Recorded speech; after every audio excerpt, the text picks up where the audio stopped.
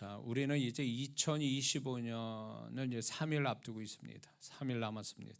3일이면 끝나는데 하나님은 분명히 우리가 2025년에는 경험하지 못한 2026년의 축복스러운 새해를 준비하시고 시작하시려고 분명히 준비하고 계신 줄 믿습니다.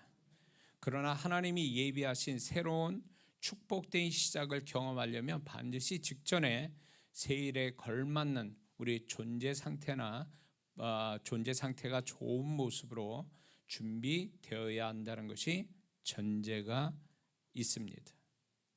그것을 하나님이 요구하신다라는 것입니다. 왜 하나님이 요구하실까요? 왜? 새로운 일에 대한 왜 우리의 존재 상태를 요구하실까요? 보기 좋은 존재 상태. 그것은 새로운 존재 모습으로 하나님의 축복스러운 새해를 만나고 그것을 계속 감당할 수 있는 존재가 되어야 하기 때문에 그렇습니다. 만약 하나님이 축복스러운 새해를 주셔도 그 성도가 준비되지 못한 모습을 가지고 있으면 축복스러운 새해를 오히려 그 성도에게 축복이 아니라 불행이 될 수 있기 때문에 그렇습니다. 이 부분에 대해서 예를 들자면 복권에 당첨돼서 큰 돈을 가지게 된 사람들의 이야기를 제가 얼떨떨 이제 기사를 보게 되면 그 사람들이 정말 남들이 가지지 못한 행운을 붙잡은 거죠. 그런데 그 사람들의 말로가 거의 안 좋다라는 거죠. 왜 큰 돈을 남들이 갖지 못한 그 평생에 한 번 있을까 말까 하는 행운을 그들을 붙잡았는데 왜 그들의 그 행운이 불행으로 말로가 그렇게 불행으로 끝나게 됐을까요? 그것은 많은 돈을 가지게 된 것은 좋은 것인데 그 돈을 감당하지 못해서 나중에 자신만 아니라 주변까지 불행하게 만드는 마인드를 가지고 있기 때문에 그렇습니다. 그러니까 이런 사람은 축복을 가져도 축복을 관리 못하고 축복이 오히려 자신을 불행으로 만드는 사람인 거죠. 왜 그렇습니까? 그 축복을 관리할 마음이 없는 거예요. 그런 마음이 준비가 안 된 거죠. 그러니까 준비되지 않는 사람에게 축복은 그거는 불행을 가져온다라는 것을 우리는 알 수가 있습니다. 하나님이 주시는 모든 일에 감당할 준비가 되어 있지 않는다면 불행이 준비되어 있다는 걸 알아야 한다는 거죠. 하나님은 분명히 우리의 존재의 모습과 상관없이 그분이 마음 내키며 막 우리한테 은혜와 축복을 마음대로 막 베푸시는 분이 아니시거든요. 만약에 그렇게 되면 그것 때문에 우리가 망한다는 걸 그분이 다 아시는데 아시면서 우리에게 그렇게 넘치는 축복과 은혜 주시지는 않거든요. 이것을 재미있게 예를 들어 좀 설명을 하자면 이런 겁니다. 어떤 남자가 백화점에 갔습니다. 근데 거기에 지금 자기가 사귀고 있는 이 여자가 있는데 그 여자가 입으면 정말 이쁠 것 같은 비싼 옷이 있어서 그 남자가 용기를 내서 정말 마음 크게 먹고 그 비싼 옷을 사서 그 자기가 좋아하는 여자에게 선물을 줬습니다. 그것까지는 좋았어요. 그런데 그 옷을 받은 그 여자가 뭐가 문제냐면 그 옷이 안 맞는다라는 거예요. 옷이 그 비싼 옷이 안 맞는 거예요. 옷이 작은 것인지 아니면 그 여자 몸매가 안 따라준 건지 옷이 안 맞은 거예요. 알 수는 없지만 그 옷은 결국 어떻게 됐냐면 못 입으니까 그림의 떡이 되겠죠. 만약 그래도 그 여자가 그 옷을 사준 남자의 성의를 생각해서 입겠다면 어떻게 해야 되나요? 다 아시죠? 방법은 하나예요. 그 여자가 살을 빼야 돼요. 살을 빼는 거예요. 살을 빼서 그 옷에 몸을 맞추는 것밖에 없어요. 만약에 그렇지 않다면 결국 그 옷은 그 여자의 장롱에서 영원토록 장식용으로 걸려져 있을 수밖에 없는 거죠. 그러니까 아무리 자기를 좋아하는 남자가 비싼 옷을 이쁘고 비싼 옷을 사줘도 안 맞으면 그 옷은 결국은 자신의 것이 아닌 거죠. 왜 이야기하냐면 그렇습니다.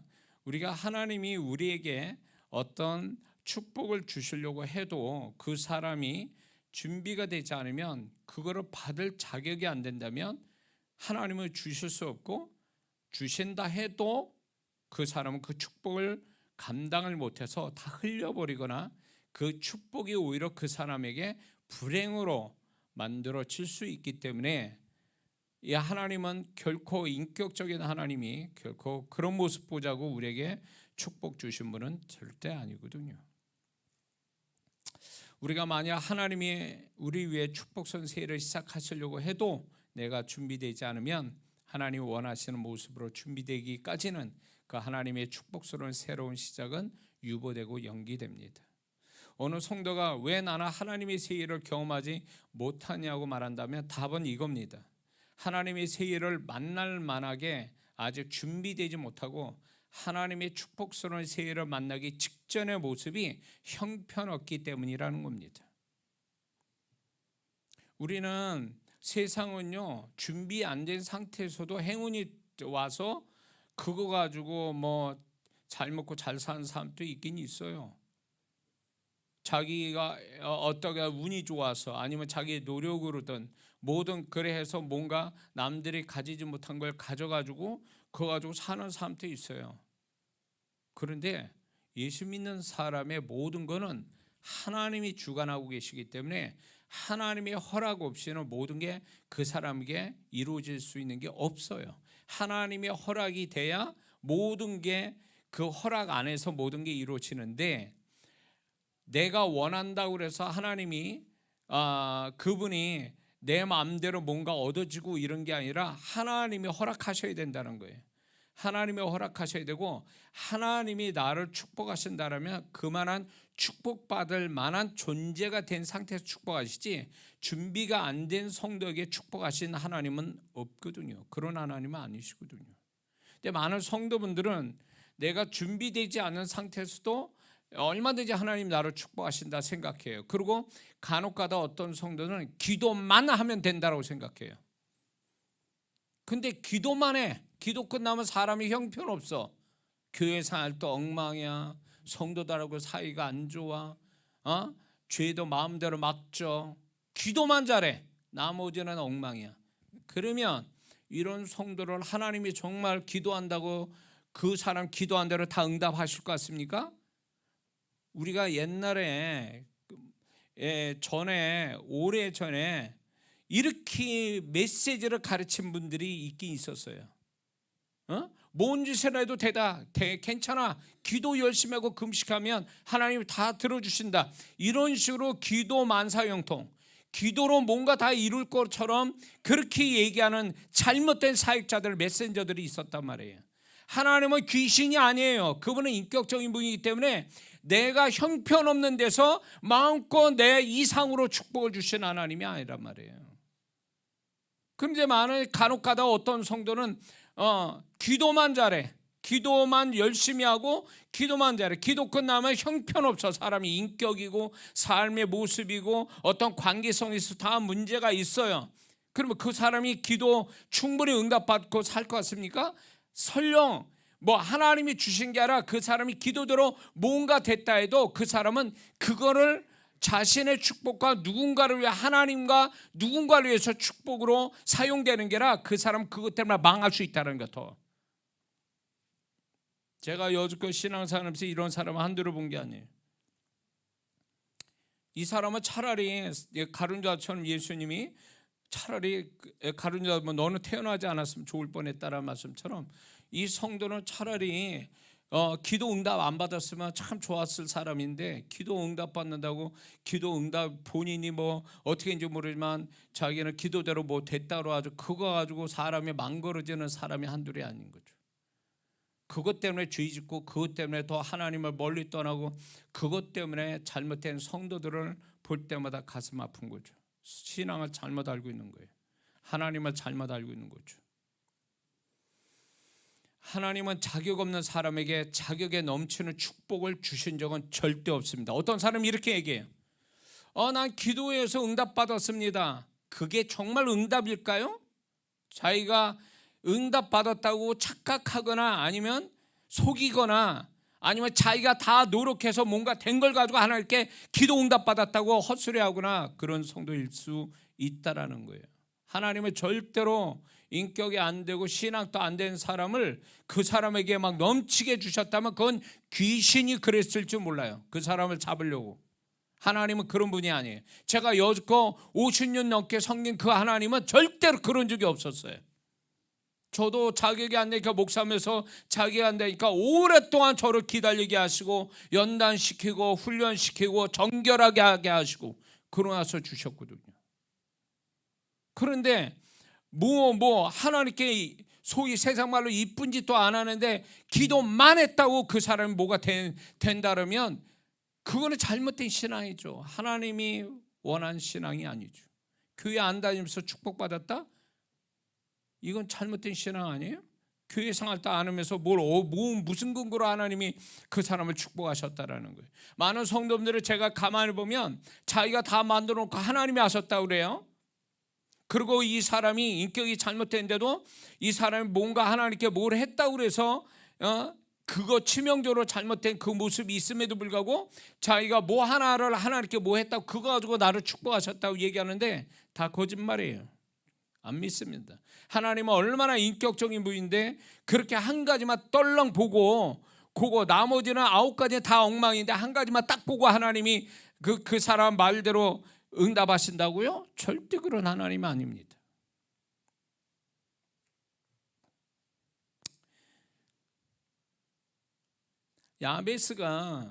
야베스 아시죠? 역대상 4장에 나타난 야베스가 그가 하나님께 기도했을 때 환난을 벗어나 근심 없게 하고 자기 지경을 넓혀 달라고 기도했더니 하나님이 그가 구한 대로 허락하셨다 이런 말씀이에요. 이걸 많이 이용하는 사람들이 있어요. 이 말씀을 가지고 자기가 구하는 대로 그렇게 다 주셨다. 나도 이렇게 축복받고 싶다 그래요. 그런데 야베스가 그렇게 하나님이 다 들어주실 만큼의 축복된 사람 되기 위해서 그가 그 전에 어떤 사람이었는 것은 모르기 때문에 그 소리 하는 거예요.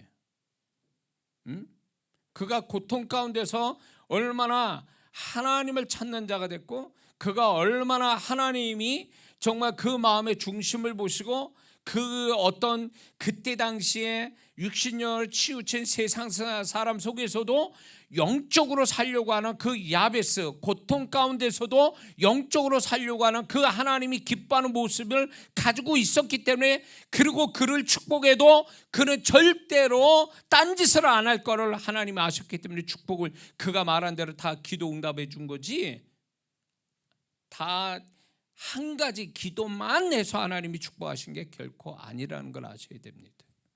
신앙은 한 가지만 잘해서 되는 게 아니에요. 세상은 한 가지만 가지고도 잘할 수 있는데 신앙은 그 한 가지고 나머지 다 잘못된 거 가지고 그걸 가리면서 한 가지로 다 까부치려고 잘하는 한 가지로 까부치려고 한다는 것은 그건 잘못된 신앙이라는 거예요.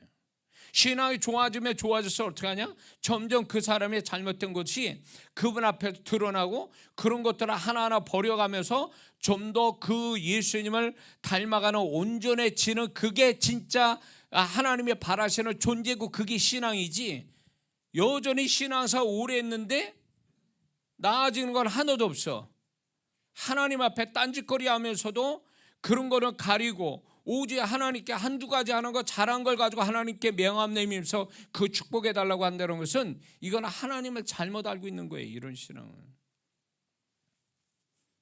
하나님은 자격 없는 사람에게 자격이 넘치는 축복을 주신 적은 절대 없습니다.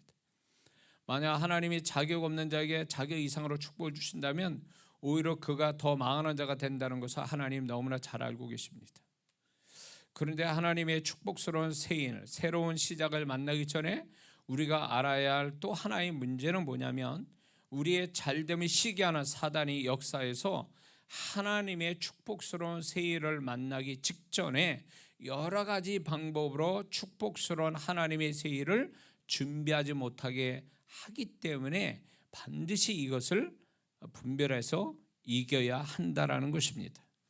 만약 뭔가 하나님이 새롭게 축복하시려는 시작을 하려는 것에 대해서 그것이 축복스러운 시간, 장소, 사람, 일에 있어서 만약에 그 전에 없었던 불쾌한 일, 손해보는 일, 괴로운 일, 뭐 안 되게 하는 일, 뭐 화나게 하는 일, 죄짓게 하는 일, 신앙생활, 교회생활 게으르게 하는 것, 이런 것이 있다면 우연이 아니라 우리가 이 성도가 앞으로 곧 만날 축복스러운 하나님의 새로운 시작을 못 만나게 하려고 미리 선수쳐서 초를 치고 역사하고 있다라는 것을 분별해야 된다는 것입니다. 그 속임수에 넘어가면 안 됩니다. 제가 그래서 12월 달을 잘 보내라는 이유도 거기 있는 거예요. 정신없이 막 들떠가지고 시간 막 낭비하고 지나다가 정말 하나님 앞에 준비할 거는 하나도 준비 못한 채 딱 한 해를 다시 새로운 한 해를 맞이한다면 이 사람은 시간은 새롭지 시간만 새로운 거지 사람 존재는 새롭지 않단 말이에요. 그러면 새로운 시간에 새로운 하나님의 세일이 새로운 존재의 역사를 하는데 사람은 새로운 게 아니에요. 2025년형 인간이란 말이에요. 2026년형 성도가 돼야 되는데 2025년형 성도가 된다면 결코 안 맞는 거죠. 새 포도주는 새 부대가 있어야 이게 둘 다 유효한데 새 포도주는 있는데 새 포도주를 담을 새 부대, 다시 말해서 그 사람의 존재가 험부대라면, 새 부대가 아니라 낡아 빠진 험부대면 결국 새 포도주도 사라지고 부대도 터져버린다고 분명히 주님이 비유로 말씀한 것처럼 우리가 그만이 준비되고 있어야 된다라는 거예요. 새 부대가 될 만큼의 준비함이 있어야 된다는 거예요. 그래서 제가 아까 말씀드린 처럼 광고 시간에 회개할 거 회개하고, 감사할 거 감사하고, 축기할 거 축기하고, 정리할 거 정리하고, 결단할 거 결단하고, 막 이런 작업들이 하나님 앞에서 이루어져야 돼요. 왜? 그분이 내 삶의 모든 걸 쥐고 계신 분이기 때문에 그분 앞에서 그분이 인정받을 만한 모습을 내가 가지고 새해로 넘어가야 된다는 거죠. 믿습니까? 그게 안 되면 분명히 그것 때문에 나중에 뭐 한 해 살아 보이 뭐 별반 차이 없네 작년하고, 별반 차이 없게 한 것은 하나님이 그렇게 별반 차이 없게 만든 게 아니라 그 성도가 별반 차이 없게 만든 거예요. 왜? 새롭게 되어져야 새로운 시간에 새로운 축복이 올 텐데 정작 중요한 존재가 새롭지 않으니 그 사람에게 새롭지 않은 그 사람의 삶은 새롭지 않은 시간과 삶만 있을 뿐이라는 거예요. 이 원칙은 대단히 중요합니다. 하나님이 저에게 놀랍게 저를 축복하실 때는 그 직전에 항상 새로운 생각이 왔고 새로운 태도를 요구했고 새로운 결단을 요구했고 새로운 어떤 준비됨을 항상 원하셨어요. 그래서 이게 1, 2년에서 배운 게 아니에요. 오랫동안 이 하나님이 저를 다루실 때 이것을 하나의 공식처럼 적용해서 저한테 항상 그래 오셨기 때문에 이게 한두 번 경험한 것이 아니기 때문에 저는 지금 또 이걸 공식으로 여기는 거예요.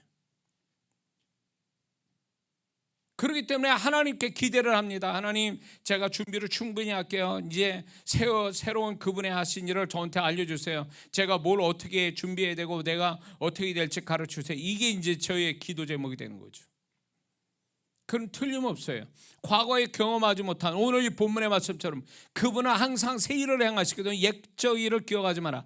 옛적 일을 기억하지 않을 만큼의 옛사람은 나는 사라져야 되고 새로운 그분의 일하심을 만날 만한 새로운 존재로 준비되어 있어야 된다는 거예요.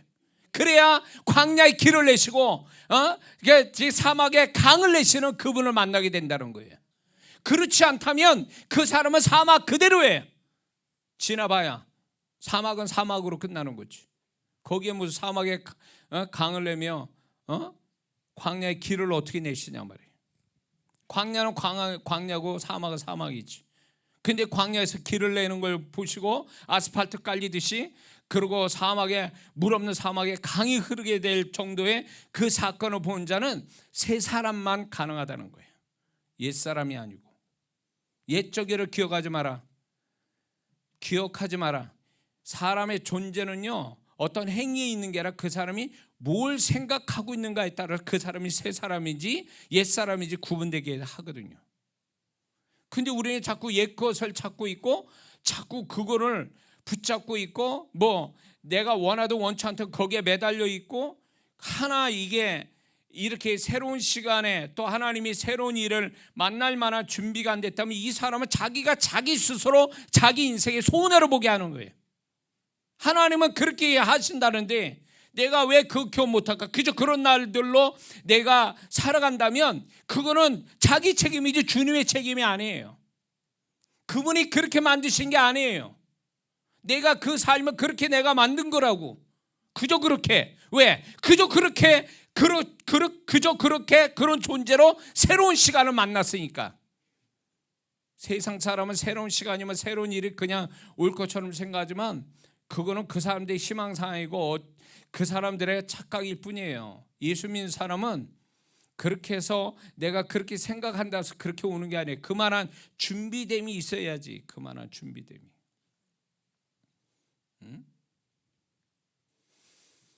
그러니까 사단은 항상 중요한 순간에 초를 치는 거죠. 파토를 낸단 말이에요. 준비하지 못하게 만들어요. 우왕좌왕 만들고, 그리고 새 일을 만나지 못하게 사람 죄짓게 만들고 자격 없게 만들고, 이런 게 사단의 역사예요. 그런 걸 속으면 안 됩니다. 거기에 매이면 안 돼요. 그분은 항상 우리를 새로운 일을 만날 만하게 항상 준비시키도록 우리에게 마음에 부담을 주고 격려를 주시고 감동을 주시고 이렇게 계시도 주시고 이렇게 하신 하나님이라는 거 잊지 말아야 될 줄 믿습니다. 분명한 것은 새로운 존재값이 만들어지지 않으면 축복스러운 하나님의 세를 못 만난다는 것입니다. 자기가 수고한 것은 얻을 수는 있어도 하나님의 세일을 못 만난다는 거죠. 우리는 지금 하나님이 은혜로 새로운 축복을 예비하신 2026년이라는 새 시간, 새해를 만나는 직전에 지금 와 있습니다. 그렇다면 2025년 마지막이 되어가는 이때에 우리는 무엇을 하나님 앞에서 준비해야 할까요? 그것을 먼저 성경 속에서 하나님이 축복스러운 새로운 일이 시작되기 직전에 하나님은 그 일을 만나는 자들에게 무엇을 요구하시고 그들은 어떻게 준비했는지 그 사례들을 좀 알아보려고 합니다. 첫 번째는 하나님이 예비하신 새로운 축복의 시작 직전에 하나님은 성결하기를 명령하셨습니다. 출애굽기 19장 10절과 11절에 보니까 여호와께서 모세에게 이르시되 너는 백성에게로 가서 오늘과 내일 그들을 성결케 하며 그들로 옷을 빨고 예비하여 제3일을 기다리게 하라. 이는 제3일에 나 여호와가 온 백성 목전에 시내산에 강림할 것입니다. 하나님이 하늘에만 계신 게 아니라 시내산에 정말로 극적으로 하나님이 처음으로 이 땅에 그들 가운데 임재하시려고 작정하시고 하셨는데 모세에게 분명히 한 가지 명령하시고 요구한 게 뭐냐면 성결하라. 내가 너희들 가운데 임할 건데 성결하라. 왜 그런 줄 아세요? 그래야 그분의 임재 때문에 죽지 않고 성결하지 않으면 임재 때문에 죽는단 말이에요. 그 하나님의 임재와 영광을 느끼고 볼 수 있기 때문에 성결하라고 말씀한 거예요. 그러므로 성결하지 못하면 결국 그분의 존재를 경험하지 못해, 그분의 임재와 영광을 보지 못하니까 하나님은 성결하라.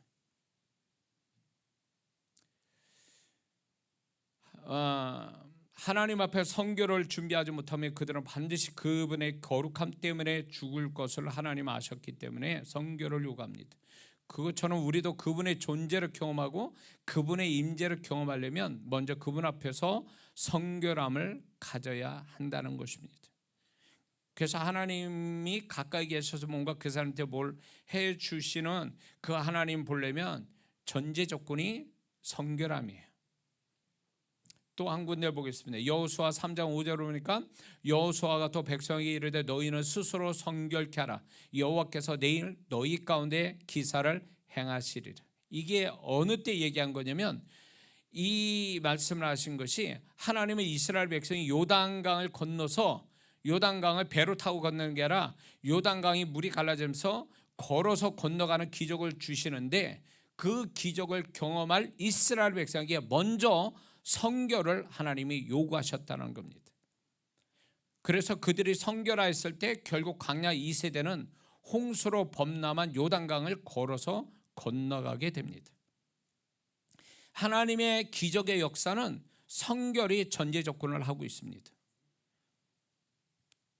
이거는 제 사역 속에도 저한테 요구하신 거고 또 많은 성도분들을 또 하나님의 축복을 받게 하는데 기적을 보게 하는데 제가 이걸 많이 강조를 하거든요. 왜냐하면 성결치 않는 데서 정결하지 않는 데서 하나님 역사가 이루어진다는 것은 귀신이라고 그렇게 하지 하나님은 절대 그렇지 않거든요. 그리고 많은 제 사역 속에 기적을 경험한 사람들은 바로 그 직전에 회개를 많이 하고 성결한 사람들이었다라는 것이에요. 그리고 기적을 경험하지 못하는 치명적인 문제도 바로 이 부분이었다라는 거죠. 어느 분이 제 집회 때 이러고 옵니다. 제 소문 듣고 이렇게 오는데 이분을 제가 인격이 있어 말은 안 했어요. 왜냐하면 제가 그분을 딱 이렇게 오는 순간에 주님이 주신 말씀이 있고 그분을 제가 영적으로 느낌이 있어서 이분은 안 되는데 자격이. 왜냐하면 그분은 벌써 이미 세상 것으로 안팎으로 가득 차 있는 사람이라 뭐 그 사람이 헌금을 어떻게든 상관없이 이분은 기도해줘도 축복이 안 된다는 걸 이미 알고 있었던 거죠. 그래서 이제 그분 앞에서 아주 제가 이렇게 인격적으로 제가 이 부분을 말씀을 드렸어요. 부드럽게. 그분은 그냥 헌금 내고 주의 종에게 축복을 나타나는 주의 종한테 기도만 받으면 되는 걸로 착각했다라는 거죠. 잘못 생각하고 있는 거죠. 성결하지 못한 자. 그래서 하나님은 이런 게 있어요. 하나님이 축복받을 사람은 뭔지 모르게 회개를 엄청 시켜요. 그러면 그 회개 자체가 뭐를 의미하냐면 저는 이제 그렇게 오는 거고 저도 그랬고 많은 분들한테 이제 제가 경험되는 게 회개를 많이 시킨다. 그러면 그 다음에 이 사람은 하나님의 새 일을 곧 보겠구나 이런 사인이에요. 그게 시그널이에요. 회개한다는 자체가. 그러니까 회개를 나도 모르게 회개를 자꾸 하게 된다라고 한다면 그 회개도 막 진짜 금식하면서 회개를 한다면 그 회개 자체가 그 사람 앞에 있는 하나님의 새 일을 만나기 위한 하나님의 작업이라는 것을 알아야 된다는 거죠. 그래서 회개한다는 건 굉장히 기분 좋은 일이에요. 죄사함 받는 것도 그렇지만 그걸 통해서 하나님이 새 일을 또 주시기 위해서 내가 자격된 정결한 자로 만드시려고 회개를 먼저 시키는 거니까 이게 얼마나 흥분된 일이에요. 앞에 그분의 새 일을 만날 거니까. 그러니까 우리는 의도적으로 내년 하나님의 새 일을 만나기 위해서 짜내야 돼. 머리를 확 그냥 이 한 해 가기 전에 하나님께 뭐 잘못된 거 있으면 다 머리를 짜내 가지고 다 회개를 해야 돼. 다 회개를 해야 돼. 그거 넘어가야 돼요. 그래야 하나님 새 일을 만나게 될 줄 믿습니다. 두 번째는 하나님이 예비하신 새로운 더 큰 축복의 시작 직전에 하나님은 회개와 순종을 갖게 하십니다. 요나서 2장 9절 10절에 보니까 나는 감사하는 목소리로 주께 제사드리며 나의 서원을 주께 갚겠나이다. 구원은 여호와께로서 말미암나이다 하니라. 여호와께서 그 물고기에게 명하시며 요나를 육지에 토하니라.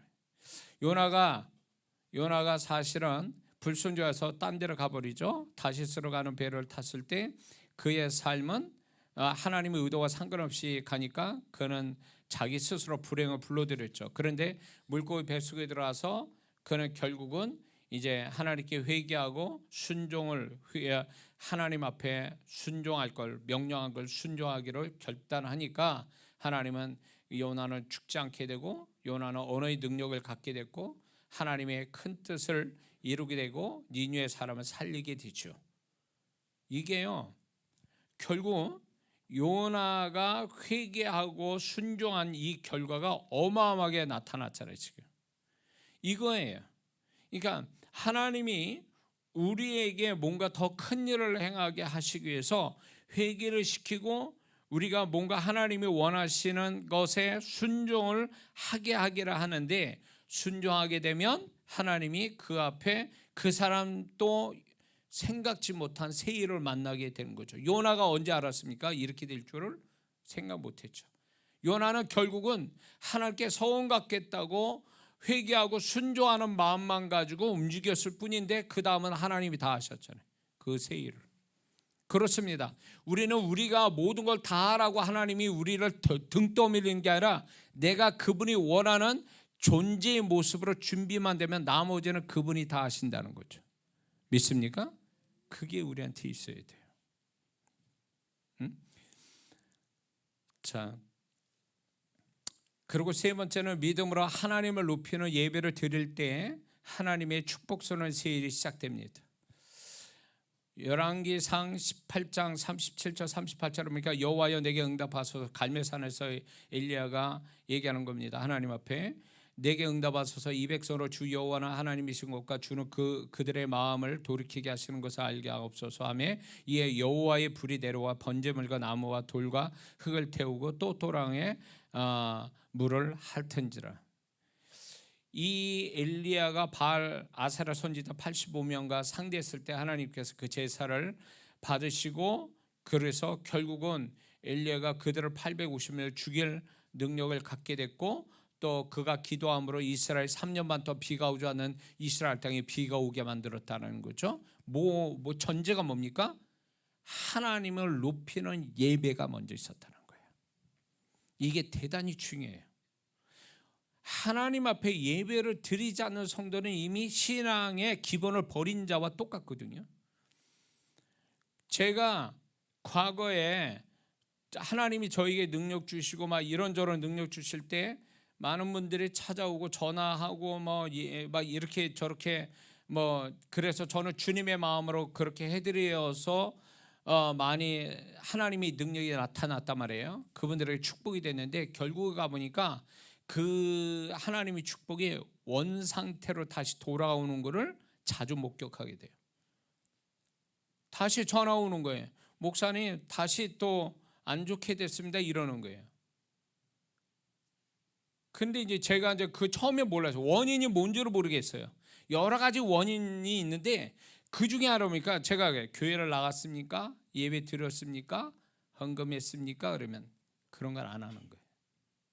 빠져 있는 거, 그 부분이. 그러니까 하나님이 영광을 받으시게 한 다음에 그 자신의 소원을 말해야 그분이 영광 받으신 그걸로 축복을 하고 그것이 도장 찍는 게 됐는데, 하나님을 높이지 않는 상태에서 자기 축복만 딱 받고 끝나버리는 성도는 축복이 안 옵니다. 축복이 온다 해도 그 사람은 원위치로 돌아갑니다. 100%에. 왜? 그분이 우리한테 세상이 줄 수 없는 능력과 기적과 축복을 주신다는 얘기는 그분이 높임을 받기 위해서, 그 성도를 통해서 높임을 받기 위해서 그를 베풀어 주시는 거거든요. 근데 입 싹 닫고 그냥 예배도 안 드려, 헌금도 안 드려, 주일 안 지켜, 그럼 끝난 거 아니에요?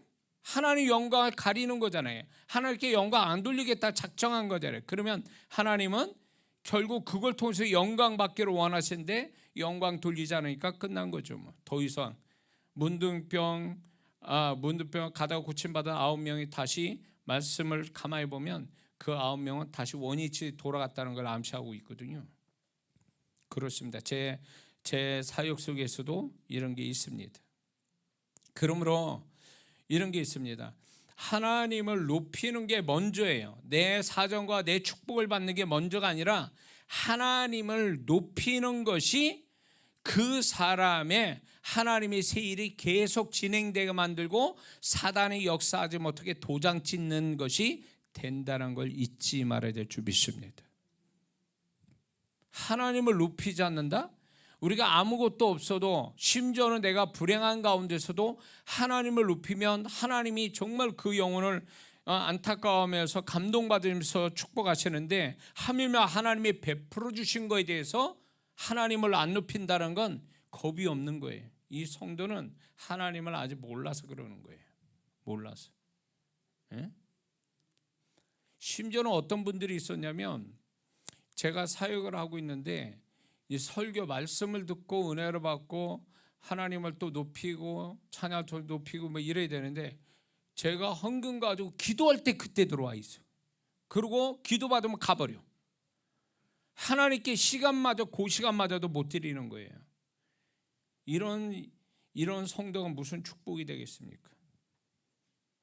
하나님은 절대 이런 성도에게 축복을 그것이 계속 나타났다 해도 그거를 그분이 보장해 줘야 그 축복도 유지가 되는 거지, 그분이 보장해 주지 않으면 바람에 나는 겨우같이 사라지고 말아요. 하나님을 높이셔야 돼요. 그것이 나에게 하나님이 새 일을 주신 것을 만날 만한 준비된 자의 모습이라는 걸 잊지 말아야 될 줄 믿습니다. 그리고 네 번째는 하나님이 예비하신 축복선을 새 일을 시작하기 직전에 하나님은 하나님 뜻에 방해되는 것을 버리기를 우리에게 요구하신다는 것입니다. 창세기 12장 1절에 3절을 보니까 여호와께서 아브라함에게 이르시되 너는 너의 고향 친척과 아버지의 집을 떠나 내가 내게 보여줄 땅으로 가라. 내가 너로 큰 민족을 이루고 내게 복을 주어 내 이름을 창대케 하리니 너는 복이 될지라. 이 뒤에 3절의 말씀이 이루기 위한 전제가 뭐예요? 먼저 아비와 친척 집을 떠나고 고향을 땅을 떠나고 하던 일 멈추고 그리고 생활 패턴을 바꾸는 이 일을 먼저 하나님이 요구하셨다는 거죠. 그래서 아브라함이 그걸 결단했을 때 비로소 그는 복의 통로자가 되는 축복스러운 존재가 그 후에 된 거죠. 근데 많은 성도분들이 이런 게 있어요. 하나님이 분명히 축복을 주시려고 하는데 어린 성도한테 먼저 요구하시지 않고 일방적으로 주시기는 해요. 그러나 그건 스페셜이고 하나님은 보통 축복을 주시기 전에 그 성도가 축복을 받을 만하게 그걸 받아서 누릴 만하게 하기 위해서 하나님이 불쾌하게 여기시거나 하나님이 어떤 뭔가 버리고 끊고 없애기를 바라는 것이 분명히 있습니다. 이런 거 여러분들 기도해 봤습니까? 기도할 때 하나님 이렇게 저렇게 주세요. 뭐 이렇게 되기를 원합니다. 저렇게 그렇게 기도하는데 갑자기 마음속에 뭔가 하나님 앞에 걸림돌이 딱 되는 뭔가 부끄러움이나 부담이나 뭔가 이렇게 어떻게 해야 된다라는 어떤 마음이 들어온다면 그거예요. 바로 하나님이 그거를 없애라는 거예요. 그거를. 근데 많은 성도분들이 그렇게 안 해요. 하나님이 나를 축복하기 전에 먼저 나에게 뭔가 하나님이 축복받을 만한 존재가 되기 위해서 먼저 버려야 될 걸 버리라고 자꾸 음성을 주시거나 부담을 주시거나 감동을 주시거나 어떤 그분의 작업인데 그거는 모른 채 버려요. 모른 채. 응? 만약에 그렇게 한다면 그 사람의 새로운 일은 나타나지 않는다라는 거죠. 아브라함이 하나님의 전제 조건을 이루지 않았다면 그 사람은 복의 사람이 될 수 없는 거죠. 근데 아브라함은 그 하나님이 원치 않는 그런 것들을 버리기로 작정했기 때문에 사람 버리고 땅을 버리고 하던 일 버리고 이게 보통 일은 아니에요. 그러나 그가 그렇게 버렸을 때 비로소 그는 복의 사람이 됐던 거죠. 그런데 우리는 많이 이걸 생각을 안 해요. 생각하는 건지 아니면 생각을 일부러 안 하는 건지 생각이 없는 건지 알 수는 없어도 하나님 앞에 계속 나아가면 제 경험으로 볼 때는 신앙생활을 하면서 생각이 많아져요. 왜냐하면 하나님이 바라는 것들이 계속 생기거든요. 그분이 깨닫게 하시는 것도 있고 그분이 나한테 바라시는 것도 있고 뭐 이런 것들이 막 들어오다 보니까 이게 그런 거를 생각하면서 하나님이 이걸 원하시구나, 저걸 원하시는구나, 이런 것들을 알아가면서 이런 걸 처리해 가는 것이 처음에는 하나님이 원하시지 않으니까 버리라고, 끊으라고, 하라고 하시는구나. 그래서 그렇게 처음에 그렇게 했는데 나중에 알고 보니까 그것이 나를 새로운 존재로 만들어서 새로운 축복을 주시기 위한 과정이었다라는 거죠. 과정. 혹시 여러분들이 그런 하나님의 마음을 주신 거 좀 경험하십니까? 그분이 내가 뭘 받는 것보다도 그분을 위해서 아니면 그 나의 축복을 위해서 하나님이 뭘 자꾸 요구하시는 것이 좀 느껴집니까? 그거부터 하셔야 돼요. 그래야 여러분의 기도가 응답이 더 빨리 올 겁니다. 왜 기도 응답이 빨리 안 올까요? 그 중에 하나가 뭐냐면 내가 그분이 기도 속에서 나한테 요구하는 것을 못 알아채거나 요구하는데도 그걸 무시한 채 내 것만 자꾸 뭔가 얻기를 바라기 때문에 안 되는 거예요. 하나님은 귀신이 아니란 말이에요. 복채주고 뭔가 자기 원하는 대로 듣고 그렇게 하는 귀신이 아니란 말이에요. 그분은 인격적인 분이라고요. 그분은 나와의 관계 속에서, 그리고 그분은 나를 더 아끼시기 때문에 내가 망하는 것을 원치 아니하시고 또 하나님이 주신 축복을 받아서 망하는 자가 되지 않고 축복 받을 만하게 준비돼서 그 축복을 충분히 누리는 사람이 되기를 바라시는 하나님이시거든요. 믿습니까? 엘리사가 엘리야의 제자가 될 때에 그 엘리야보다도 갑절로 기적을 나타내는 위대한 선지자가 됐거든요. 갑절의 영감을 달라고 그러죠. 갑절의 능력을 달라고 그러는데 실제로 성경의 기록을 보면 엘리야는 8가지 기적을 나타내는데 엘리사는 16가지 기적을 나타냅니다.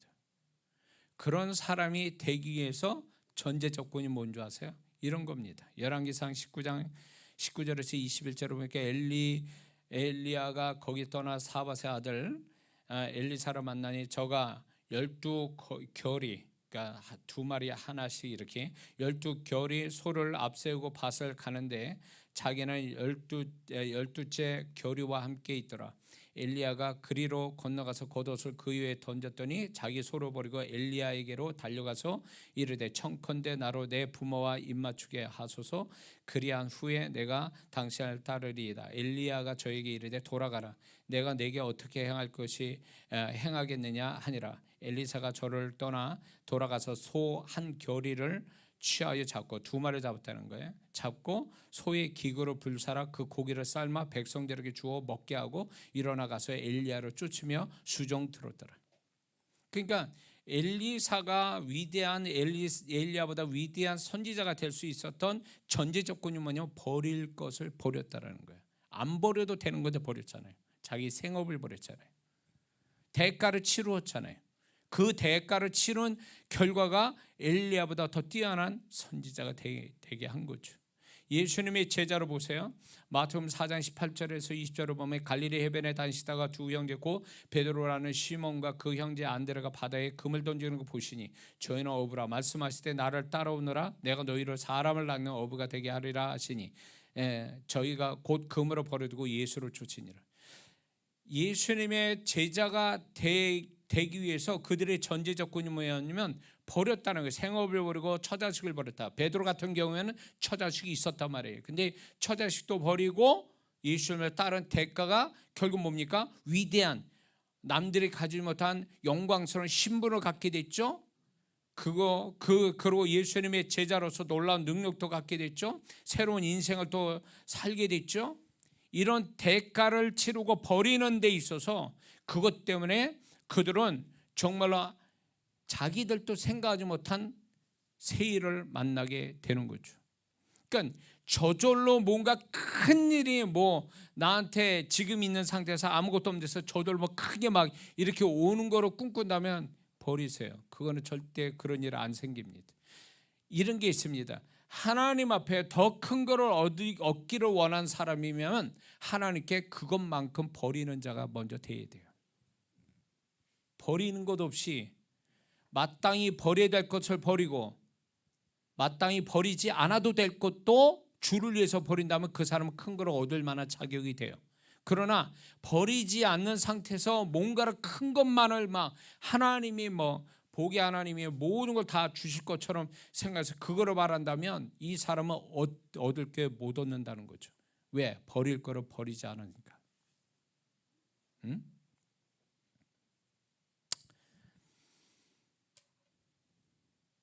많은 성도분들이 어리석은 성도들, 어린 성도들은요, 하나님이 무조건 나를 도우셔서 채워주시는 그 하나님으로만 인식해요. 나의 상태와 상관없이. 아니요, 그분이 우리에게 베풀어 주신 만큼 베풀어 주시게 바라신다면 그분은 그것만큼 우리에게 먼저 요구하신 것이 그만큼 있다는 걸 전제로 하는 거예요. 응? 전제로 하는 거예요.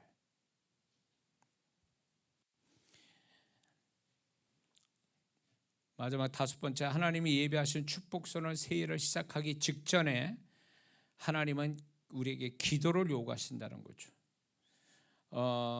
사도행전 1장과 2장에 가보면 1장 14절을 보면 여자들과 예수의 모친 마리아와 예수의 아우들로 더불어 마음을 같이하여 오로지 기도에 힘쓰니라. 120명 성도가 마가의 다락방에서 뭡니까? 기도에 힘썼다. 그래서 약 10일 동안 온전히 기도에 힘썼더니 드디어 그 기도를 통해서 새로운 능력이 덧입혀지고 새로운 존재가 되고 역사적 인물이 됐어요. 그 사람들이 워낙 이들이 기도하지 않았으면 사회적으로 가정에서 다 버림나갈 사람들인데 기도함으로 해서 그들이 시대를 바꾸는 인물이 됐지 않습니까? 기도를 요구했다는 거죠. 그래서 하나님이 우리에게 새로운 일, 새로운 축복을 주시기 위해서 우리가 직전에 먼저 꼭 기도를 하라고 마음을 주신다는 거죠. 기도하라고. 저도 그랬고, 제가 지난주 간증했지만 논산 그 목사님 또 하나님이 금식을 자기들 모르게 금식을 시켰다는 게 저하고 코스 비슷하더라고요. 저도 그 성령의 능력으로 덧입혀져서 집회를 나가기 직전에 계속 금식을 시키시는 거예요. 계속. 저는 이제 길게 못하니까 3일 하면 3일 했다 좀 쉴만하면 또 3일 시키고 또 쉴만하면 3일 시키고 이런 식으로 저를 계속 금식 기도를 시켰거든요. 그 금식 기도 시킨 것이 결국은 하나님이 놀라운 일들이 그 다음부터 열어지기 시작한 거죠. 그 사인을 잘 받아야 돼요. 성령께서 내가 뭔가 하나님 앞에서 하나님이 내 앞에 새 일을 준비하시고 만나게 할 때 성령님이 그걸 아시고 내게서 어떻게 무엇을 준비해야 될지를 그분이 계시해 준다는 거예요. 부담을 주시고 감동을 주시고 근심을 주시고 이런 마음을 부어넣어 주셔서 뭘 하기를 원하신다는 거죠. 가만히 있는 데서 하나님이 새 일이 뚝 떨어지는 게 아니라는 거예요. 집안에 가만히 있어서 택배요 하고 택배가 내가 주문했던 택배가 딱 오는 식으로 우리 신앙은 그렇게 되는 게 아니에요. 우리가 하나님 앞에 더 새로운 일들이 나타나려면 내가 그만큼 점점 준비됨이 충분히 있을 때 그게 가능하다는 거예요. 내가 준비가 안 되면 그분이 바라는 그분이 요구하신 대로 그게 안 된다면 모든 게 다 올스톱이에요. 그래서 어제가 오늘 같고 오늘이 내일 같은 변함없는 삶으로 진행될 수밖에 없다는 거죠. 우리는 분명히 하나님은 분명하게 우리를 새 일을 행하신다 분명히 말씀했거든요. 그것도 그 새 일도 사람의 힘으로 없네. 광야에 아스팔트를 내고 사막에 물 없는 사막에 강이 흐르게 하시는 이 하나님만이 하신 일들을, 그 일을 우리에게 베풀어 주신데 그 일을 경험할 자격이 있는 성도가 누구냐는 거예요. 성경에서 이미 말씀하고 계시죠.